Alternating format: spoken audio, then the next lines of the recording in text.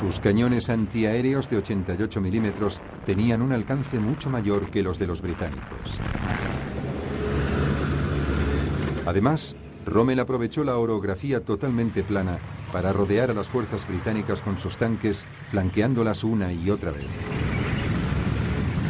Esta acción iba a convertirse en una de sus tácticas características.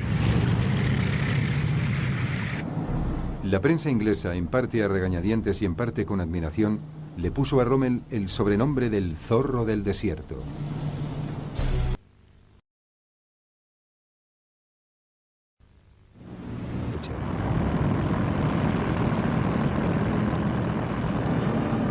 Intervalo en el bombardeo alemán, en otoño de 1941, la guarnición británica consiguió redoblar sus ataques a los convoyes de abastecimiento del eje al norte de África.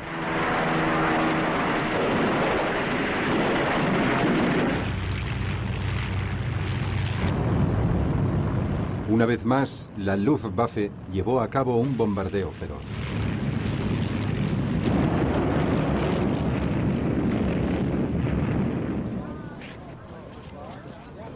A pesar de la dureza de los ataques, la población de Malta resistió.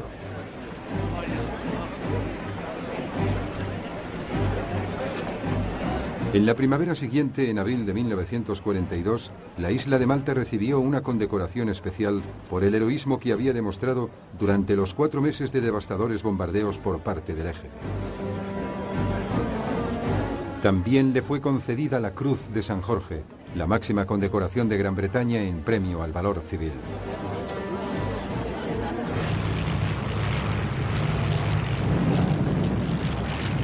Pero en el verano de 1942, Malta se estaba quedando sin provisiones ni municiones.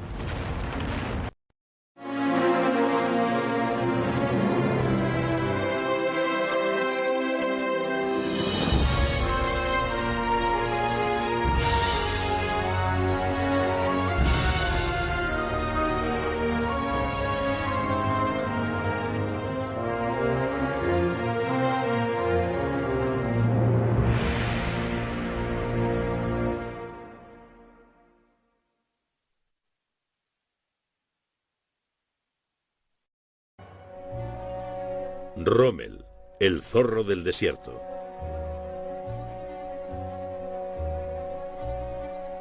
El 14 de octubre de 1944, 2 generales se encontraban en esta casa de Herrlingen.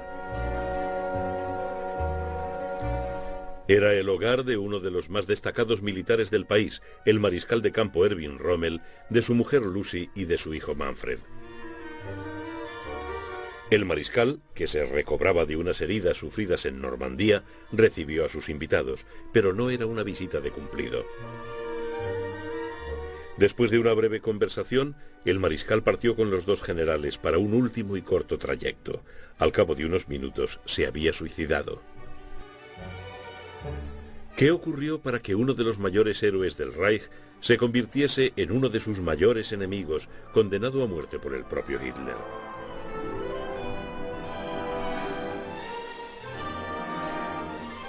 Rommel había sido un leal servidor de Hitler, pero los crímenes del régimen nazi nunca empañaron su reputación. Se le dio descanso como a un héroe, pero su Führer había ordenado su muerte. Aún vivo, se habían iniciado los preparativos para su funeral. Las coronas estaban ya encargadas y los homenajes escritos. Todo era una farsa, un asunto de relaciones públicas.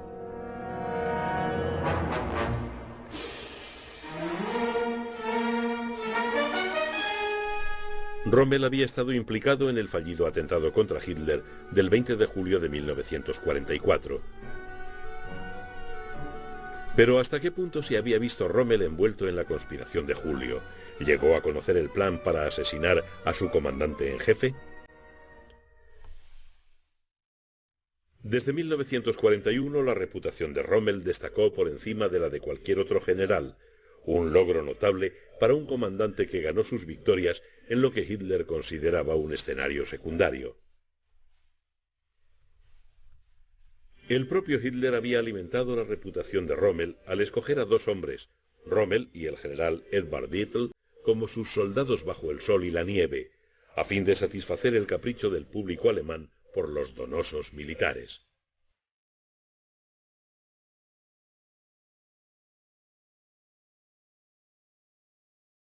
Rommel es aún una leyenda, tan fascinante ahora como en los campos de batalla.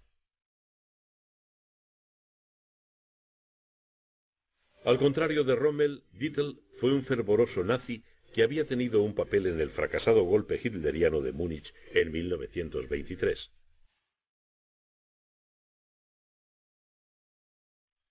Dietl continuó siendo un soldado bajo la nieve al morir en un accidente aéreo en Laponia en 1944. Pero Rommel es quien sigue fascinando nuestra imaginación.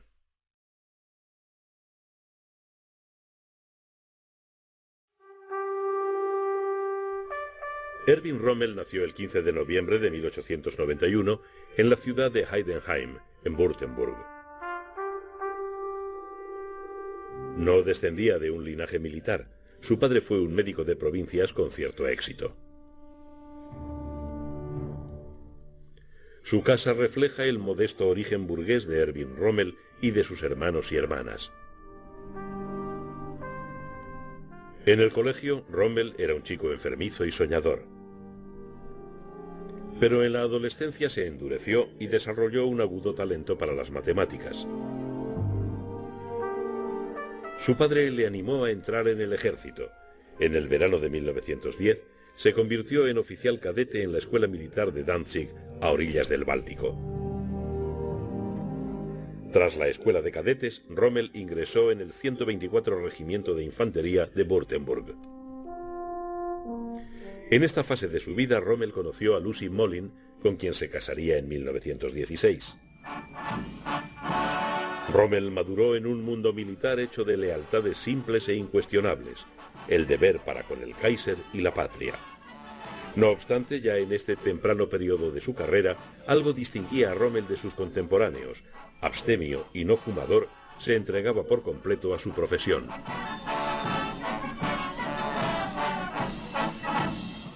Pronto el ardor de las batallas pondría a prueba la profesionalidad de Rommel y del ejército alemán. En septiembre de 1914, Alemania entró en guerra. Durante más de 2 años, Rommel permaneció en el frente occidental, donde las esperanzas de una rápida victoria dejaron paso a las masacres de la guerra de trincheras. Tenía poca estatura, pero su valor y su personalidad fascinaron a todos los que le conocieron. En otoño de 1917, Rommel se encontraba en Italia al mando de un batallón de tropas de montaña. Para entonces, además de bastantes heridas, podía ya lucir la Cruz de Hierro de primera clase. Como joven oficial del Frente Occidental, Rommel mostró un olfato para las tácticas de infiltración que le valió el mando de un batallón alpino. Estas unidades se diseñaron para efectuar misiones especiales en pequeños grupos de combate, cuyos mandos gozaban de una libertad de acción mucho mayor que la que normalmente les hubiera correspondido por su rango. Por esta razón, Rommel se encontró con la oportunidad perfecta para demostrar su valor como comandante. En la batalla de Caporetto, Rommel condujo a sus hombres en profundidad por la retaguardia italiana, capturando 9.000 hombres y 80 cañones. La promesa que representaba en su juventud se había cumplido con creces. Rommel recibió la distinción pour le mérite. Tenía 27 años cuando la guerra terminó con la rendición de Alemania, pronto seguida por el caos político.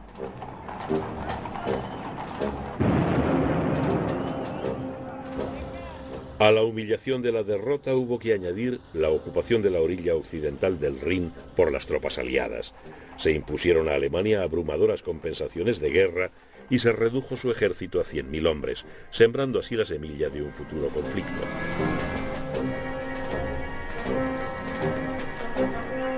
Tras la guerra, Rommel permaneció en el ejército alemán. La vida civil era algo impensable para él. Fue nombrado comandante de una compañía de fusileros, destino en el que permanecería durante los siguientes 9 años.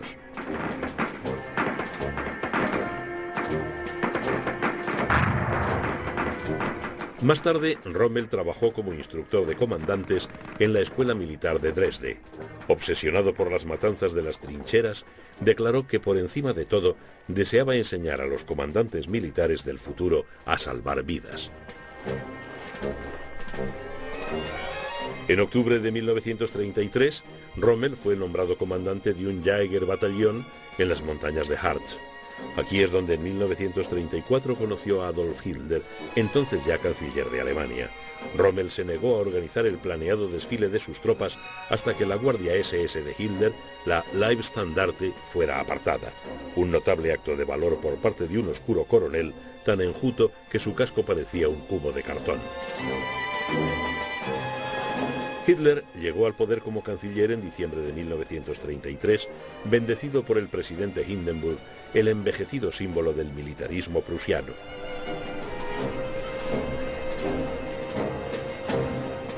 Pronto Alemania empezó a bailar a otro ritmo, y Hitler se puso el capote militar. El entierro de Hindenburg, en el gigantesco monumento levantado para él en Prusia Oriental, escenario de la espléndida victoria sobre los rusos en 1914, constituyó el símbolo de la desaparición del antiguo orden militar alemán. Entonces Hitler vinculó el ejército alemán a su persona mediante un juramento personal de fidelidad. Se convirtió como jefe del Estado y comandante en jefe de las Fuerzas Armadas en dictador de Alemania. Rommel y Lucy habían tenido un hijo, Manfred. Rommel era totalmente apolítico, un simple y llano soldado a disgusto en ropa civil. Rommel reservaba todo su desprecio para las Sturmabteilungen, las SA, ese gigantesco ejército privado cuya ambición era absorber el diminuto ejército profesional alemán en un proceso de revolución permanente. Las SA se convirtieron en una amenaza tan grande para Hitler como para el ejército. En junio de 1934, Hitler eliminó la amenaza y se aseguró la lealtad de los soldados profesionales como Rommel, ordenando el asesinato de los líderes de las SA. Estas siguieron desfilando con sus antorchas, pero sin dientes.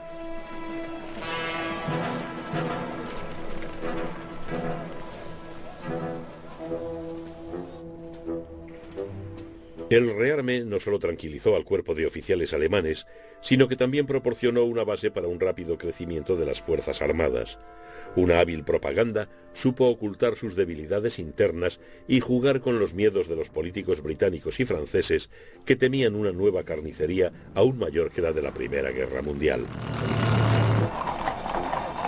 Cuando Hitler reocupó la Renania desmilitarizada en 1936, en contra de la opinión de sus principales generales, ingleses y franceses se cruzaron de brazos. Esta victoria incruenta impresionó a Rommel como impresionó a millones de alemanes patriotas. Para entonces, Rommel estaba progresando.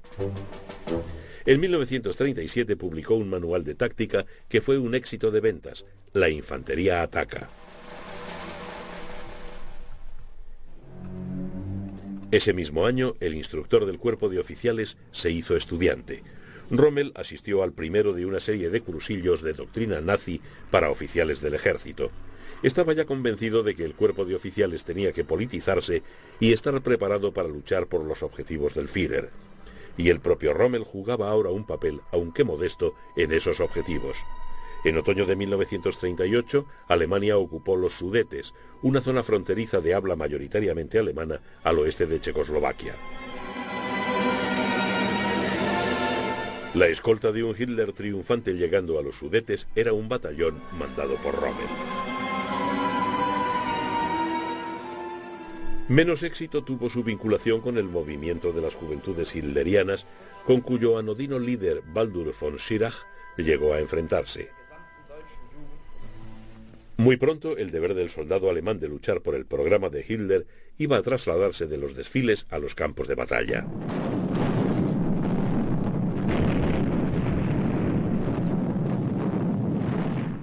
El 1 de septiembre de 1939, Hitler invadió Polonia.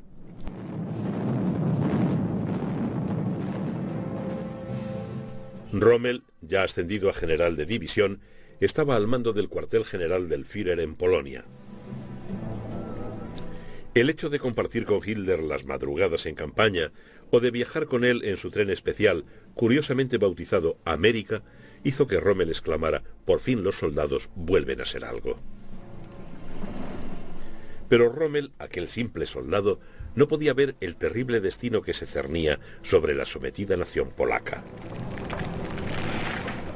En Polonia, las fuerzas armadas y aéreas alemanas habían demostrado, aunque de forma limitada, la nueva teoría de la Blitzkrieg, o guerra relámpago. 6 meses después, durante la batalla de Francia, esta combinación de medios acorazados y poder aéreo iba a arrollar al ejército francés y al cuerpo expedicionario británico. Ahora Rommel estaba al mando de la 7ª División Panzer. En su madurez, tras toda una vida de servicio en la infantería, demostró ser un maestro de la guerra con medios acorazados. Así lo descubrieron los franceses a su pesar. Después de cruzar el Mosa, la división de Rommel se encontró en el corazón del impulso alemán por el noreste de Francia, logrando en su avance medias de 75 kilómetros diarios. La 7ª Panzer avanzaba tan deprisa que se ganó el apelativo de la División Fantasma.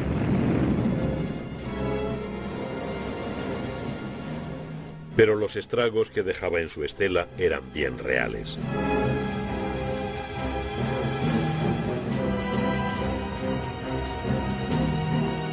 Rommel exultaba de entusiasmo militar. Escribía a Lucy: «Llevo sin parar días enteros, siempre en movimiento, en tanque, en vehículo blindado o en el camión del Estado Mayor. No tengo tiempo ni para dormir. Hay que ser tan rápido en una división mecanizada. Hasta ahora lo estoy consiguiendo».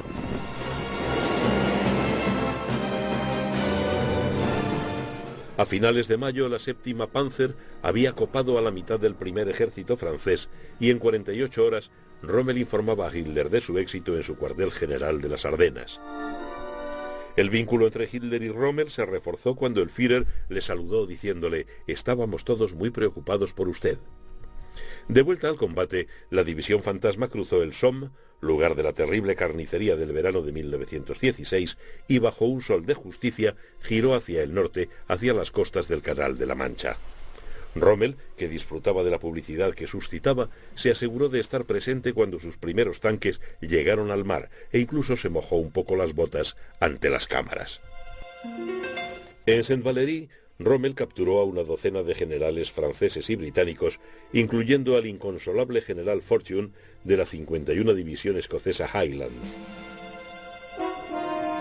Para entonces, Rommel y la 7ª Panzer habían capturado ya casi 100.000 prisioneros, pero el éxito mismo y la expectación que provocaba creaban resentimiento entre muchos de sus compañeros del ejército. En febrero de 1941, mientras el resto del ejército alemán se preparaba para la invasión de la Unión Soviética, Hitler eligió a Rommel para mandar una fuerza expedicionaria motorizada, el Afrika Korps, en ayuda de los aliados italianos en el norte de África. Los británicos habían llevado a los italianos de Libia a una difícil situación.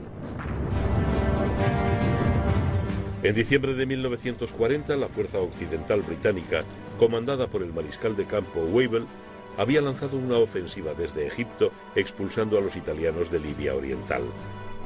Rommel y los primeros elementos del Afrika Korps llegaron al puerto de Trípoli, en Libia Occidental, en febrero de 1941. Impertérrito ante la desbandada italiana, Rommel ignoró sus órdenes y pasó inmediatamente a la ofensiva. Sorprendió a los británicos alejados de sus bases, desperdigados y con muchos de sus tanques averiados, por lo que los barrió sin contemplaciones hasta la frontera egipcia.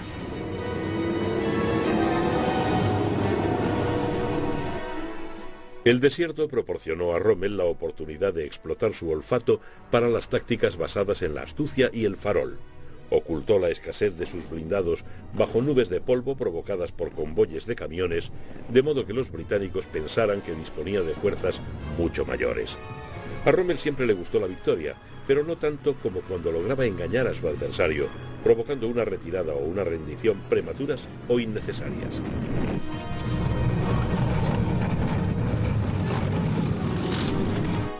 En los siguientes 18 meses, Rommel conservó la iniciativa y se mantuvo siempre en lo más espeso del combate, convirtiéndose en una pesadilla para su Estado Mayor, que a menudo perdía contacto con él, pero en una fuente de inspiración cuando llegaba a punto para dirigir un ataque. Lo del desierto era un asunto de ida y vuelta, que se reducía a saltar entre puntos de suministro por la costa mediterránea, con ocasionales rodeos por el desierto.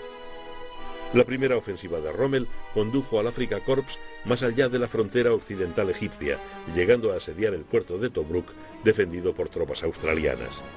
En noviembre de 1941, el nuevo comandante británico, general Auchinleck, lanzó una contraofensiva que empujó a Rommel hacia el oeste, pero sin lograr acabar con las columnas del Afrika Korps en retirada. Rommel destacó por su dominio de los frenazos y acelerones en la guerra del desierto. Su utilización de los blindados era sumamente original, llegando a usarlos como cebo para atraer a los blindados británicos y destruirlos con su artillería anticarro. La guerra en el desierto occidental fue una guerra de soldados, en la que ambas partes se respetaron y respetaron a los prisioneros. No se produjeron las barbaridades que hicieron especialmente horrible la guerra en el frente oriental.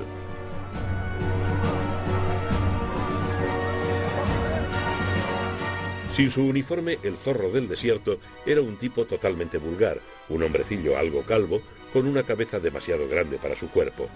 Pero en medio de la acción, o cuando volaba hacia el frente en su Füssler Storch, era una figura electrizante.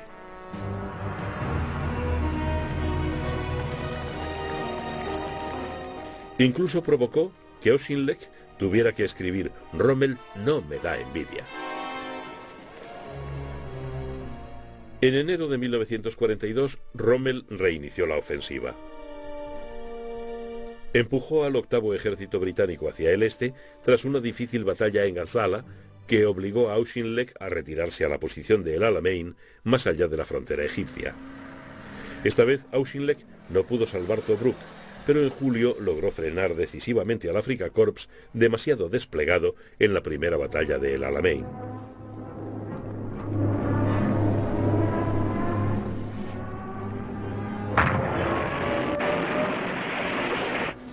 Eso salvó al octavo ejército, pero no a su comandante. El primer ministro británico Winston Churchill decidió cesar a Auchinleck, comparando luego el asunto con tumbar a un noble venado. Auchinleck fue reemplazado por el general Bernard Montgomery, que llegó a África del Norte cuando el peso de los efectivos empezaba a favorecer al octavo ejército. Los cazabombarderos británicos causaban estragos en los convoyes de suministros del Afrika Korps en el Mediterráneo. Rommel era ahora mariscal de campo, pero un bastón de mariscal no reemplaza al petróleo y los tanques que le habían sido negados al Afrika Korps. El cansancio y la enfermedad estaban agotando las fuerzas de su comandante. En cambio, Montgomery resistió las presiones de Churchill para lanzar una ofensiva hasta lograr una destacada superioridad en hombres y material. También él, como Rommel, estaba obsesionado por las irracionales pérdidas que había contemplado durante la Primera Guerra Mundial. Igual que Rommel, era un custodio de las vidas de sus hombres, pero su sistema se basaba más en la prudencia que en la audaz heterodoxia. Monty tenía un retrato de su carismático adversario en su cuartel general móvil para conocer mejor a su enemigo, pero Rommel no le devolvió el cumplido.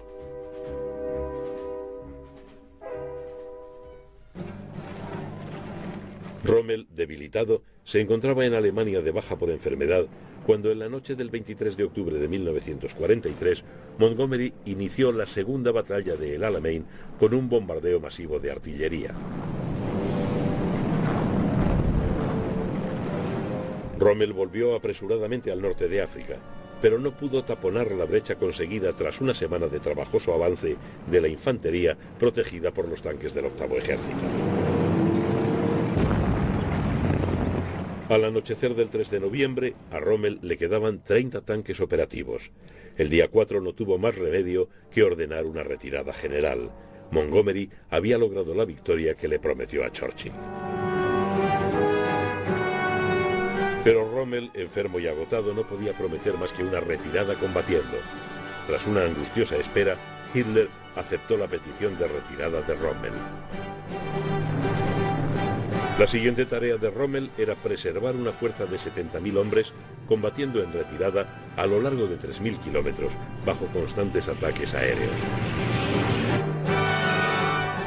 Los criptógrafos británicos de Bletchley Park supervisaron cada detalle de la retirada de las tropas de Rommel, hostigadas pero no destruidas por el octavo ejército. No obstante, el mal tiempo y la prudencia innata de Montgomery salvaron lo que quedaba del Afrika Korps. Mientras tanto, el 7 de noviembre, tropas británicas y norteamericanas desembarcaban en Marruecos y Argelia, colonias francesas dependientes de Vichy. La operación Antorcha amenazaba con atrapar al Afrika Korps en retirada entre dos ejércitos aliados. Las fuerzas de desembarco de la operación Antorcha poseían hombres y máquinas, pero no el temple de combate del Afrika Korps. Cuando se encontraron cara a cara con los veteranos de Rommel en retirada, las tropas novatas del segundo cuerpo norteamericano recibieron una brutal paliza en el paso de Kasserine. Pero Rommel estaba ya al borde del derrumbe físico, como un corredor de maratón que se tambalea hacia la meta. La victoria de Kasserine le dejó la posibilidad de volverse hacia el sur y ajustar cuentas con el octavo ejército, pero el 6 de marzo fue rechazado en Medellín.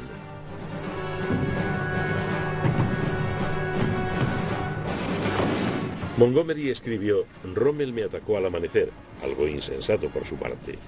Dispongo de 500 cañones anticarro de 6 libras, 400 tanques, una buena infantería a cubierto en puntos fortificados, así como de abundante artillería.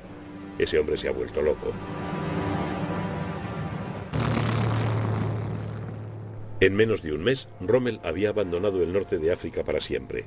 Lejos de allí, en su cuartel general de Prusia Oriental, Hitler rechazó la posibilidad de una retirada a Sicilia. El Führer había perdido un ejército en Stalingrado, a orillas del Volga, y ahora iba a perder otro a orillas del Mediterráneo. Cuando Rommel recuperó la salud, se encontró listo de nuevo para el servicio activo.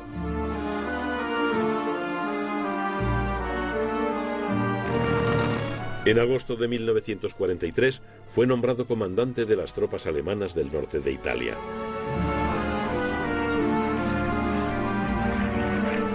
Los horizontes estratégicos alemanes se iban reduciendo. En 1942, Rommel había estudiado con Hitler en su cuartel general de Prusia Oriental el Plan Orient para apoderarse de los ricos campos petrolíferos de Oriente Medio. Ahora, el perímetro europeo del Tercer Reich estaba amenazado. Las magníficas ensoñaciones geopolíticas de Hitler se habían evaporado, reemplazadas por el sombrío concepto de la fortaleza europea.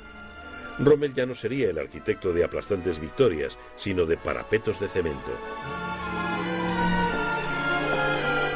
A finales de 1943, Rommel fue nombrado comandante del grupo de ejércitos B en el norte de Francia, a las órdenes del comandante en jefe del oeste, mariscal de campo Gerd von Rundstedt.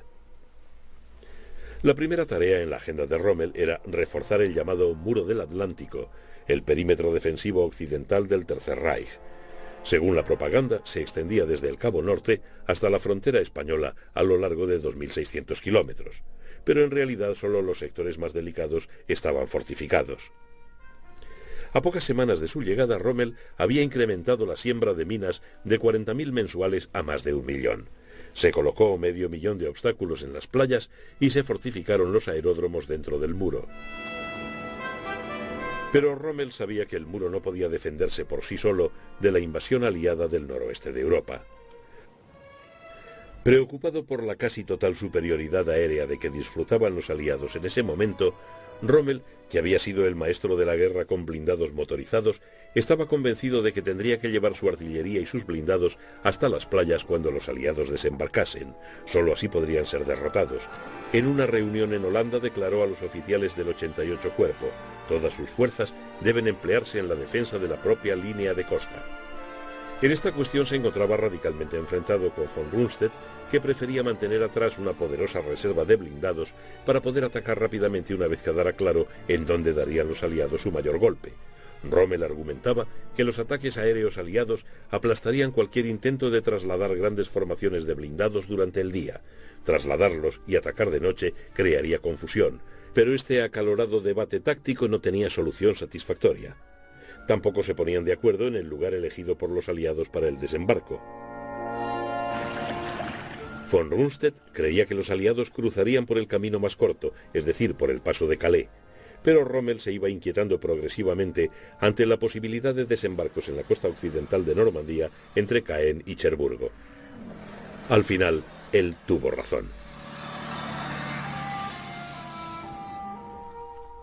Los aliados habían decidido ya en el verano de 1943 efectuar el desembarco en Normandía, pero desarrollaron una brillante estratagema para convencer al alto mando alemán de que pensaban desembarcar más al este, cerca de Calais.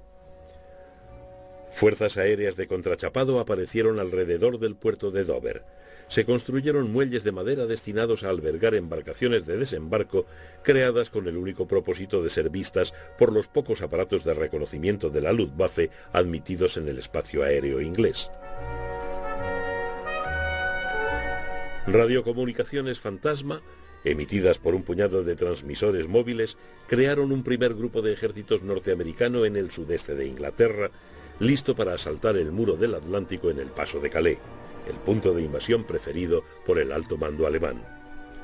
Su muy vistoso comandante, el general Patton, era real desde luego, pero su destino semanas después del día D era Normandía. Los alemanes se tragaron el anzuelo. Mientras tanto, del otro lado de la colina se desarrollaba otra operación de alto secreto, la conspiración para asesinar a Adolf Hitler. Ya se habían visto durante la guerra varios intentos de matar a Hitler, no todos auténticos. En noviembre de 1939 explotó una bomba 20 minutos después de que abandonara su reunión anual con los viejos camaradas nazis de Múnich, pero lo hizo la Gestapo con el objetivo de aumentar la popularidad del Führer. El fiasco de la cervecería y el propagandístico funeral de las víctimas no detuvieron a los auténticos conspiradores civiles o militares. Dos de estos eran los oficiales de Estado Mayor, el general de división barón Henning von Treschow y el capitán Fabian von Slabrendorf. En 1943 casi logran matar a Hitler durante una de las visitas del Führer al frente ruso. Colocaron una botella de coñac llena de plástico explosivo británico en el avión en el que el Führer tenía que volver a su cuartel general de Rastenburg. Pero el tapón detonador de la bomba era defectuoso, no explotó y el bravo Treschow tuvo que recuperar la botella falsa en Rastenburg. La fortuna parecía proteger la vida de Hitler.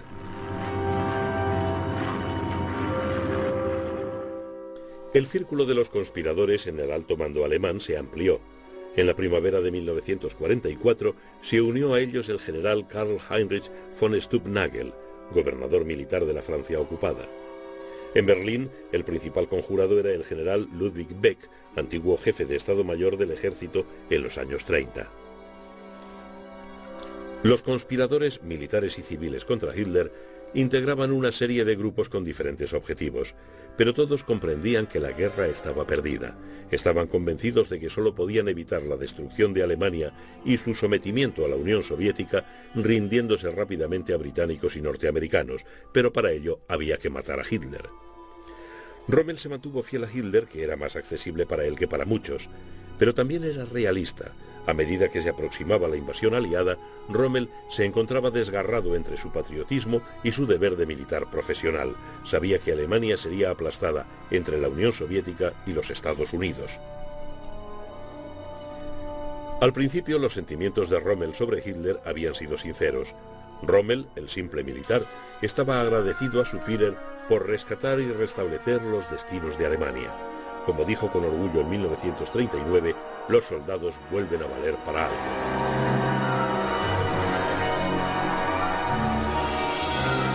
Pero la maldad creciente que había acompañado a esta revitalización, que de hecho la había alimentado, era algo que Rommel no podía comprender. Sin embargo, la lealtad de Rommel por el régimen nazi estaba siendo seriamente puesta a prueba. Finalmente llegó a la conclusión de que si los aliados lograban un punto de apoyo en Francia, la única opción de Alemania sería la paz con británicos y norteamericanos. Así podrían volverse los tres hacia el este contra los rusos.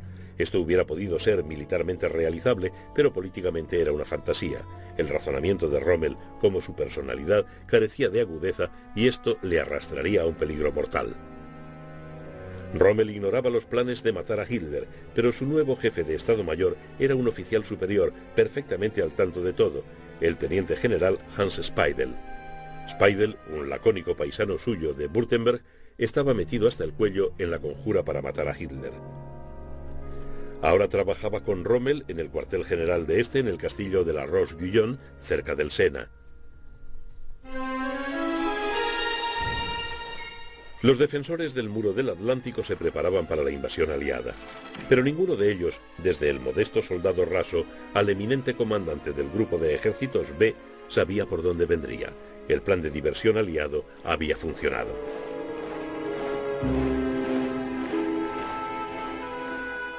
Pero Rommel tenía que ocuparse de un asunto familiar.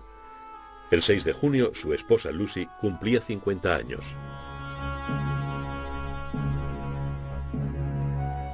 El 4 de junio, Rommel partió de la Roche-Guyon hacia Herrlingen, y Speidel se quedó al mando del cuartel general. Al otro lado del canal había empezado la cuenta atrás del día D. En la madrugada del 6 de junio, paracaidistas norteamericanos aterrizaban en Normandía, en el flanco occidental de la cabeza de puente aliada. Mar adentro de la costa normanda surgía la flota de invasión aliada. El amanecer trajo bombardeos desde el aire y desde los buques de guerra situados frente a la costa.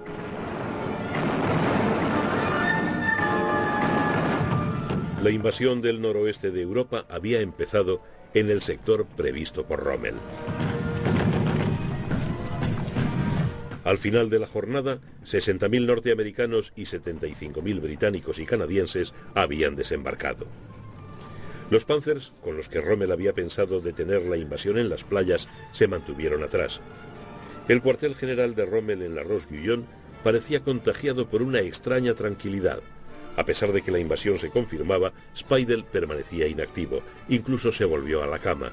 No llamó a Rommel a Herrlingen hasta las 10 de la mañana del 6 de junio. Había 3 divisiones Panzer a tiro de las playas de desembarco. Speidel rehusó enviarlas. ¿Seguía mirando hacia el paso de Calais, convencido de que aún faltaba el ataque principal? ¿O esa indolente reacción a la crisis fue un intento deliberado por facilitar la victoria de los aliados?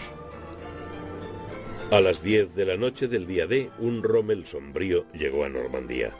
Como se había temido, la supremacía aérea aliada comprometía seriamente cualquier traslado de hombres y blindados durante el día.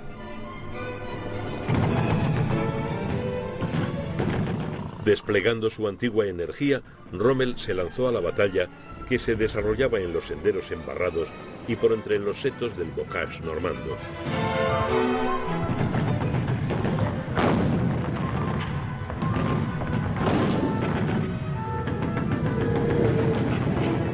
Fue entonces cuando Speidel reveló a algunos miembros de su Estado Mayor que había estado conspirando contra Hitler. La conspiración empezaba a filtrarse al exterior. Mientras los blindados alemanes se agrupaban y reagrupaban, incapaces de golpear a los aliados que avanzaban tierra adentro, Speidel organizó una reunión entre Rommel y uno de sus compañeros de conjura, el teniente coronel César von Hoffacker, ayudante de von Stubnagel en París. Los bombarderos aliados y los esfuerzos de la resistencia francesa estaban desorganizando la estructura alemana en Normandía. El 11 de junio, Speidel llamó al jefe de Estado Mayor de von Rundstedt, el general Blumentritt, para hablarle de su oposición a Hitler sin mencionar los planes para asesinarle. Mientras Speidel hablaba con Blumentritt, Rommel conversaba con von Rundstedt. Resultó de ello que el comandante en jefe del oeste transmitió un sombrío mensaje al Führer, informándole de que si no se podía estabilizar el frente en Normandía, Rundstedt se vería obligado a tomar decisiones fundamentales. Mientras Speidel y Rommel volvían a la Roche-Guyon, Speidel intentaba atraer a su jefe a la conspiración, jugando con la confusa conciencia del mariscal a propósito de los rumores de campos de exterminio instalados en el este de Polonia.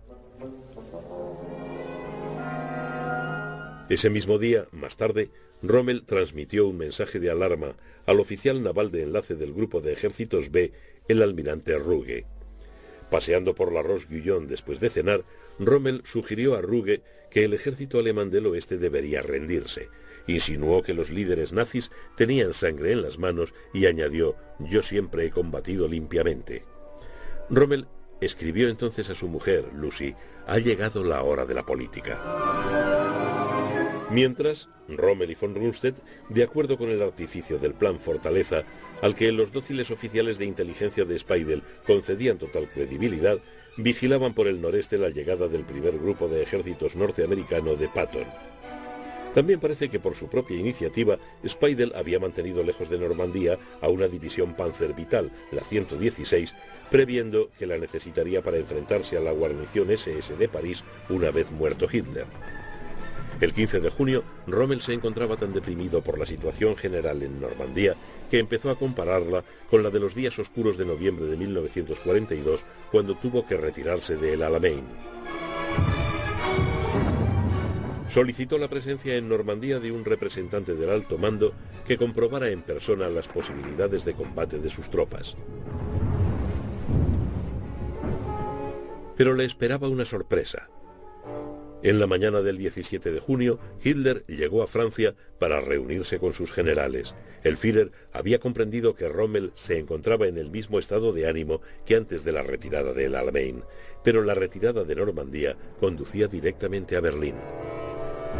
Rommel, von Rundstedt y sus respectivos estados mayores fueron a reunirse con Hitler en su cuartel general cerca de Soissons.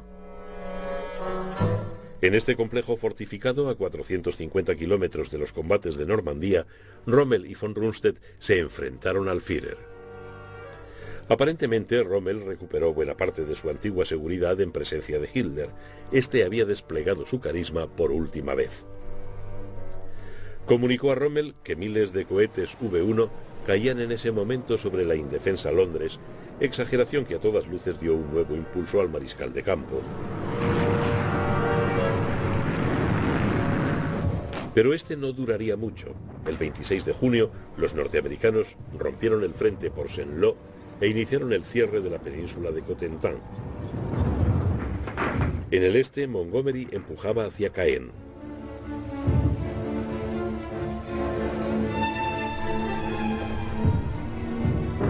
El fantasma del grupo de ejércitos de Patton seguía rondando el Estado Mayor de Speidel.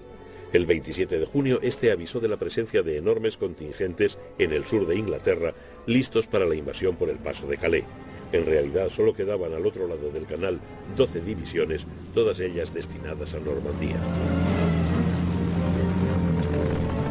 A finales de mes, Rommel y los demás comandantes en jefe del oeste se reunieron con Hitler en Berghof, su refugio en las montañas de Baviera.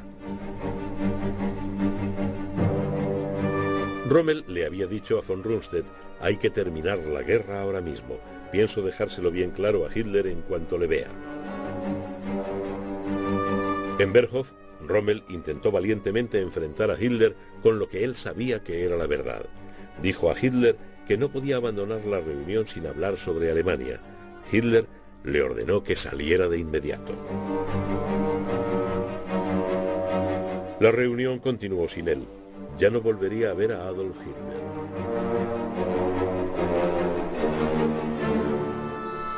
De vuelta en Normandía, Rommel recibió otra visita, la del mariscal de campo Kluge, veterano del Frente Oriental, que llegaba para reemplazar a von Rundstedt como comandante en jefe del oeste.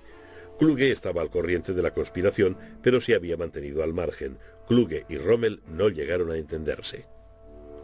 Para entonces, tanto Stumpnagel en París como Speidel en el cuartel general estaban perdiendo la esperanza de ganarse a Rommel. De nuevo se envió al convincente Hoffaker a la Roche-Guyon para intentar integrar a Rommel en el círculo de conspiradores.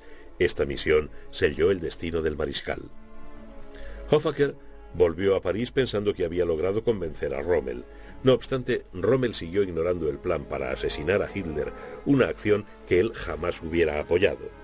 Pero en París, Hoffaker contó a sus cómplices que Rommel se había puesto por completo a su disposición, nada más lejos de la verdad. Hoffaker Viajó entonces a Berlín, en donde se reunió con su primo Klaus von Stauffenberg, un veterano herido en el frente oriental que había sido designado para asesinar a Hitler. El 16 de julio, Stauffenberg informó a los conjurados que los mariscales de campo del oeste estaban con ellos. Obsesionado por la visión de la derrota en Normandía, Rommel se sentía desgarrado entre su inalterable lealtad a Hitler y su deber como militar profesional. El 16 de julio, Rommel envió un ultimátum a Hitler mediante un informe a Kluge. Nuestras tropas combaten heroicamente en todas partes, pero la desigualdad de la lucha está precipitando el final. En mi opinión, deben deducirse las consecuencias políticas de la situación. Como comandante en jefe del grupo de ejércitos, me veo en la obligación de hablar claro. Pero el tiempo corría deprisa para Rommel. Los cazas aliados ametrallaban sistemáticamente las carreteras por las que recorría 400 kilómetros diarios en su potente vehículo de Estado Mayor. En tierra, el SAS, Special Air Service británico, vigilaba la Roche-Guyon en espera de un comando de choque cuya misión era asesinarle.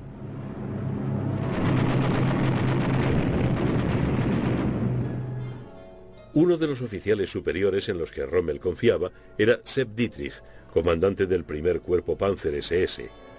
También era uno de los más antiguos seguidores de Hitler.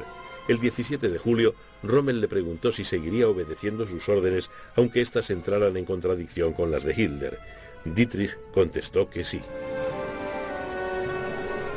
Mientras tanto, la sangrienta batalla por Caen llegaba a su punto culminante. El antiguo adversario de Rommel en el desierto occidental, Montgomery, había concluido los planes de la operación Goodwood, una ofensiva de blindados que debía arrollar a los obstinados defensores de Caen que habían sobrevivido a los bombardeos y persistir en el ataque durante 3 semanas, pero Rommel ya no participaría en esta batalla. Tras la reunión con Sepp Dietrich, Rommel volvió a la Roche-Guyon. A las 6 de la tarde, su coche oficial fue atacado por 2 Spitfire. El conductor murió y Rommel sufrió graves heridas en la cabeza. Uno de los pilotos lo tomó como blanco por la cámara de su ametralladora. La suerte de Rommel se había terminado. El poder aéreo aliado, que tanto temía, había logrado eliminar una pieza vital del tablero de Normandía. Rommel volvió en sí el 18 de julio en el hospital de la Luftwaffe en Bernay. La lucha por Caen fue su última batalla.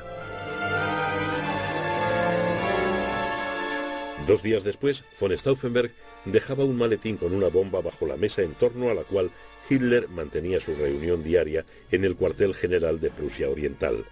La explosión reventó el barracón y mató a 3 oficiales, pero no a Hitler. Al día siguiente, el Führer recibía al dictador italiano Mussolini en Rastenburg.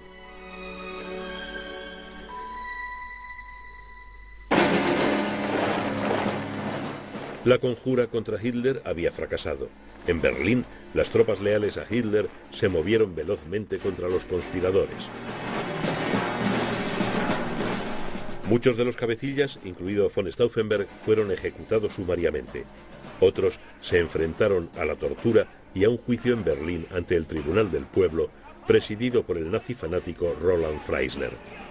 El personal reino del terror de Roland Freisler llegó a su fin cuando éste cayó bajo las bombas de una incursión poco antes de abrir la causa contra Fabian von Slabrendorf. El valiente von Slabrendorf sobrevivió a la guerra. En Francia, von Kluge, que se había mantenido apartado de la conspiración, se suicidó al recibir la orden de su relevo y regreso a Berlín. Rommel, recobrándose de sus heridas en Herrlingen, fue considerado sospechoso. 2 días después de la explosión de Rastenburg, le había comentado a Speidel que el incidente tendría consecuencias inimaginables. El miedo se apoderó de los conspiradores. Convocado a Berlín, von Stubnagel cometió un chapucero intento de suicidio. En su consiguiente delirio se le oyó murmurar el nombre de Rommel. Hofacker, a quien se apremió para que huyera, se quedó y en un intento por salvar el pellejo denunció a Rommel. Hofacker fue ahorcado en diciembre.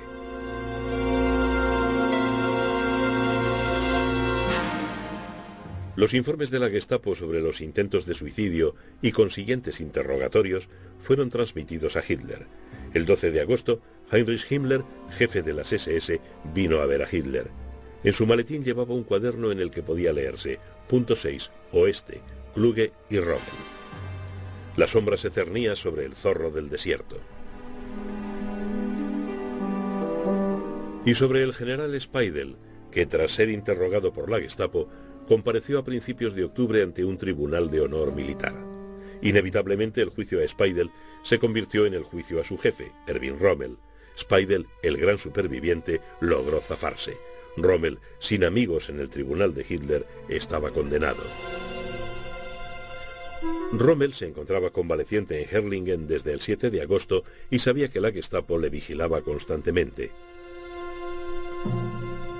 El 7 de octubre, Rommel fue convocado a Berlín por el general Keitel, jefe de Estado Mayor de Hitler. Rehusó presentarse, alegando mala salud. Ya se estaban haciendo planes para el funeral de Rommel.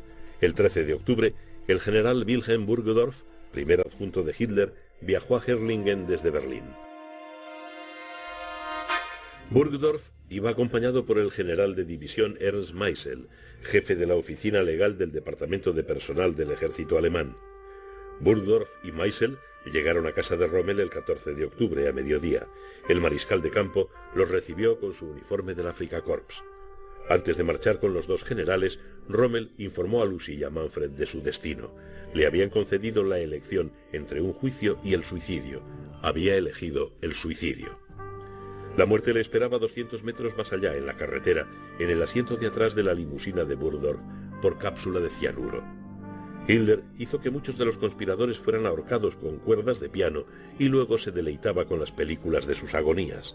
Rommel, que nunca había pensado en la muerte de Hitler, siguió siendo un héroe para el pueblo alemán y se le hizo un funeral a la altura de su prestigio. Manfred, que era bombero auxiliar, y su madre le acompañaron hasta el final. Antes de partir con Burgdorf y Meisel, Rommel le había dicho a Lucy que no tenía miedo de un juicio y que era inocente de toda implicación en la conjura para asesinar a Hitler.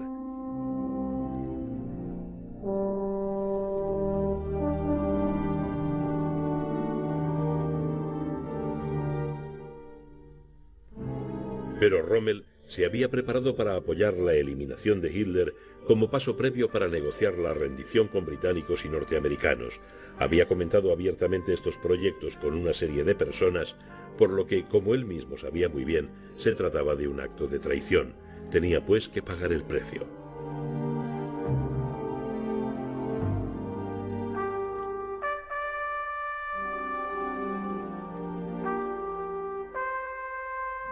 Rommel nunca temió a la muerte. Sus alas le habían rozado demasiadas veces. Fue un patriota y, sobre todo, un brillante general.